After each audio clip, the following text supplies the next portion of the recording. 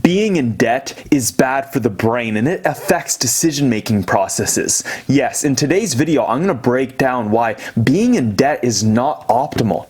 It's not optimal and it negatively affects your mind and the way you look at the world and your perspective on the world when you are in debt. But before we dive into it in the study that we have here, I want to discuss my own kind of personal issues regarding money and finances and debt. If you guys are unaware, if you're new to my journey here, about a year or two ago now, I think it's around 2 years ago now, maybe even 3, that I came out with a video discussing how I went through bankruptcy. Now in that video I broke down and I discussed how I felt like I would never overcome this debt and it was constantly stressing me out and it was a burden being in this debt.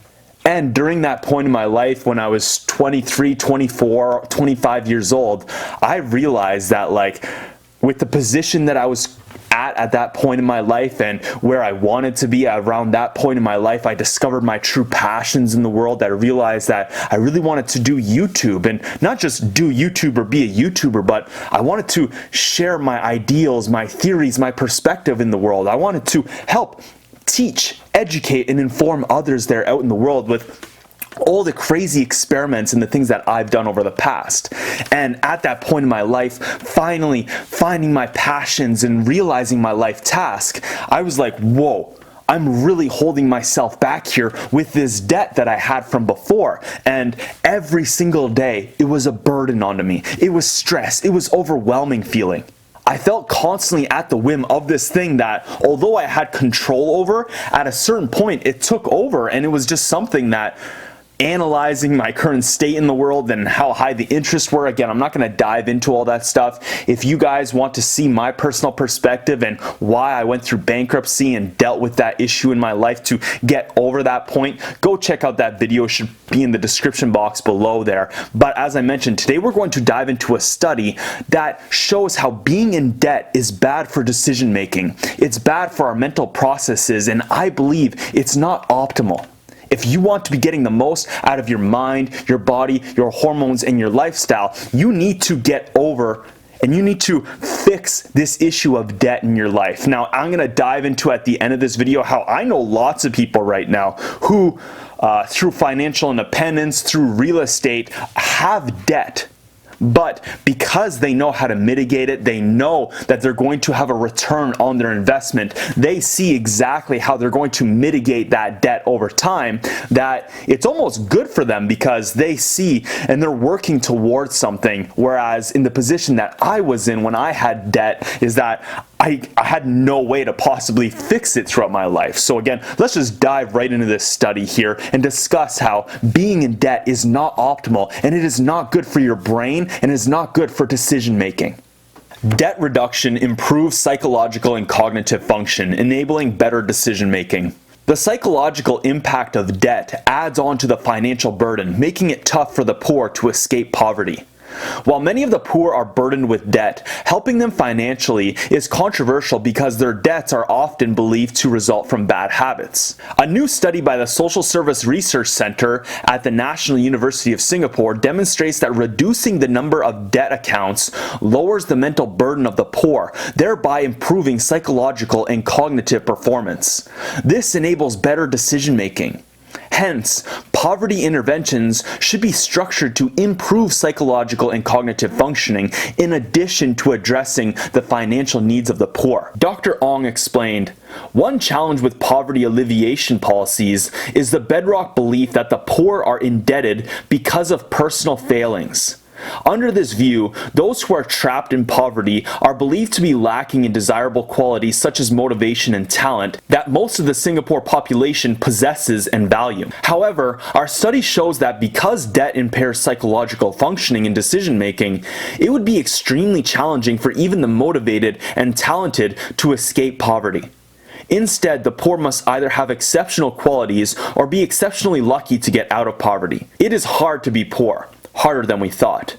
The study involved 196 chronically indebted low-income individuals who benefited from the Getting Out of Debt program managed by Singapore-based charity Methodist Welfare Services. This is a one-off debt relief program for households with monthly per capita income of less than $1,500 Singapore, I think, money, and outstanding chronic debts owed for at least 6 months. Such debts included mortgage or rental, utilities, town council taxes, telco bills, and hire purchase debts. Before debt relief, the average monthly household income per capita of the participants was 364 Singapore dollars. The research team designed a comprehensive household financial survey that measures anxiety and cognitive functioning as well as financial decision-making of the participants. The survey was conducted before the participants received the debt relief and 3 months after debt relief. Positive effects of debt relief. The study, which is the first of its kind, found that participants had experienced less anxiety and improved cognitive functioning, and they could make better financial decisions 3 months after receiving debt relief. Between two participants receiving the same amount of debt relief, the participant with more debt accounts eliminated showed more psychological and cognitive improvements. These findings confirm that being chronically in debt impairs psychological functioning and decision making. The findings also imply that people view each debt as a separate mental account, and being in the red in many debt accounts is psychologically painful. Thus, thinking about these accounts consumes mental resources, increases anxiety, and worsens cognitive performance. This psychological impact may prevent the poor from making the right decisions to get out of poverty, further contributing to the poverty trap. Associate Professor Trecia highlighted that there are differences in how the poor and the non-poor manage their debts, and that the poor need more assistance. He said, although our study is based on the poor, many non-poor Singaporeans also have debts. Why are some people able to handle debts easily, while others find them stressful and taxing? One difference is that the non-poor have the financial resources to manage their debts conveniently and at low cost. We think nothing of consolidating our bills on a credit card and paying it automatically. We know that we have high enough savings to be able to afford an unexpected expense or occasional splurge. So we have a lot of resilience to life's ups and downs that the poor simply do not. Hence, we should not assume that just because we find it easy to manage debt, we could do the same if we were poor. Our debt mental accounting costs are simply lower than the poor.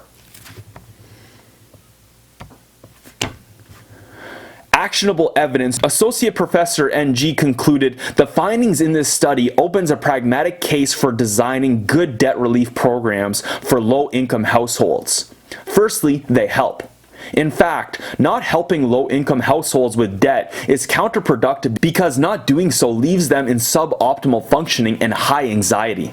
Secondly, the design of the intervention is key, as it is the pile of debt accounts more than the amount of debt that affects functioning. Interventions should focus on decreasing the mental load on low-income households whose minds are already highly stressed.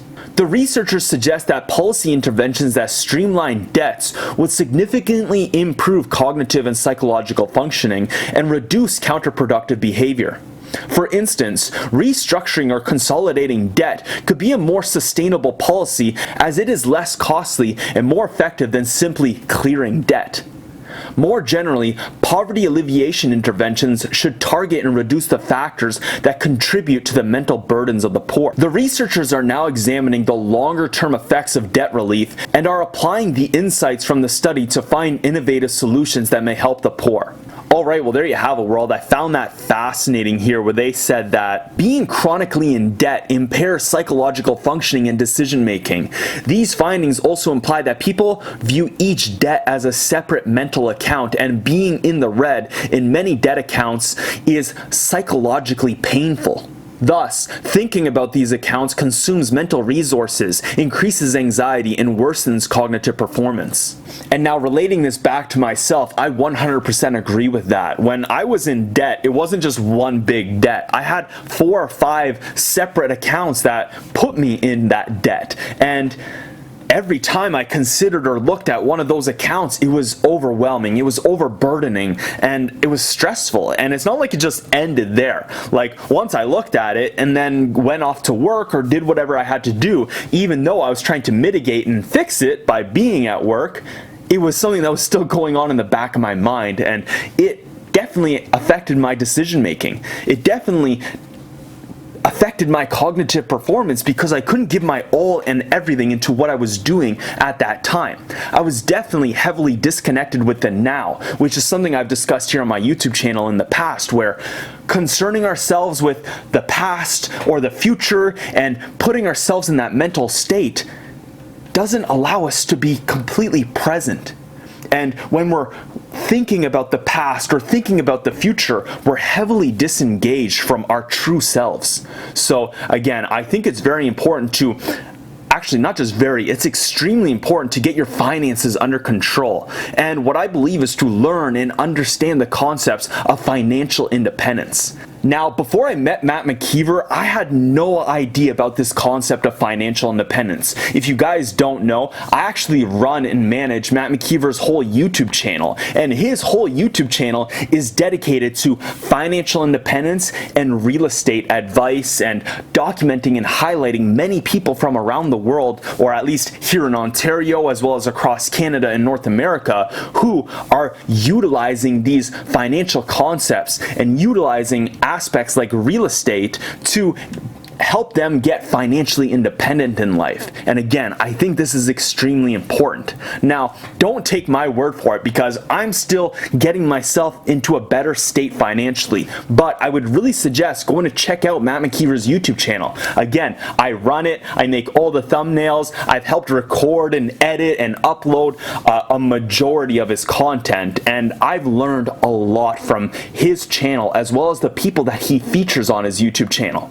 And as I mentioned at the beginning of this YouTube video, a lot of these people have debt. They are taking out big loans or borrowing money from other people, not going through traditional banking systems, in order to get themselves into real estate. So they are taking on a lot of responsibility. If anything does negatively happen, if they didn't build their contracts right, if they didn't completely analyze the situation and understand how it's going to work properly, that debt can really negatively affect them. But because they are smart and they're logical in their processes, they know exactly how much return on the investment they're going to make from taking on that debt, whether it's a year from now or 5 years or 10 or 20 years from now. But they know and understand, and they can see that this debt isn't going to hinder them in life. It's actually going to benefit them and double, triple, maybe even quadruple the investment and the debt that they're taking on right now in life. So although I agree with this, although I agree that, being in debt is bad for decision making, it's bad for the brain, and it's not optimal, and that it can negatively affect your cognitive performance, I believe it's something, and it's just a factor of life like everything else. Like your food, like your sleep, like your social aspects, all these concepts and all these aspects of life that I document here on my YouTube channel, and I try to help you guys optimize in your own lives. I believe money is one thing that we cannot deny that affects us as human beings, and it's a factor that we have to deal with.